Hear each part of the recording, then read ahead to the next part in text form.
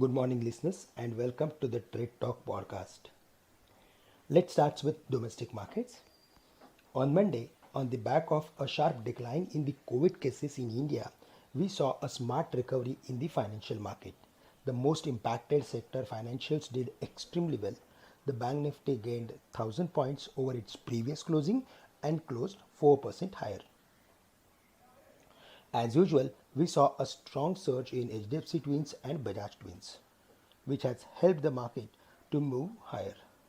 After hitting the major support levels, the metal stocks are again bouncing back.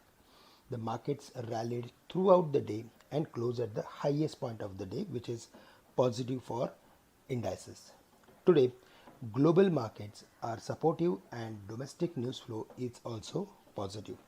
Based on it, we would see 15,000 or 15,050 at the opening, which even Singapore Nifty is also indicating.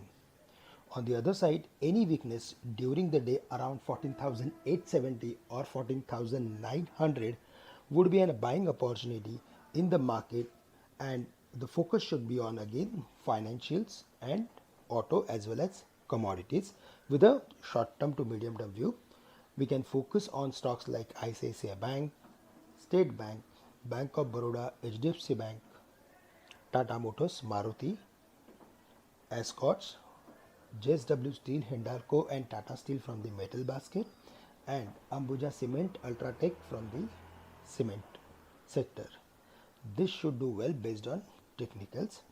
Asian stocks opened firmer as investor weighed a pickup in virus cases in the region against the pace of economic growth as economies reopen.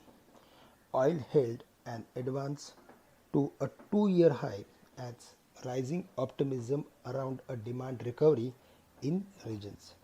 The crude was around 69.50 when it was on the closing side.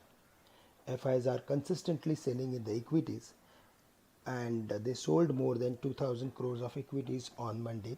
However, in the FNO segment, they have covered short positions and sold put options, which is positive and have moved the base from 14,700 to 14,850.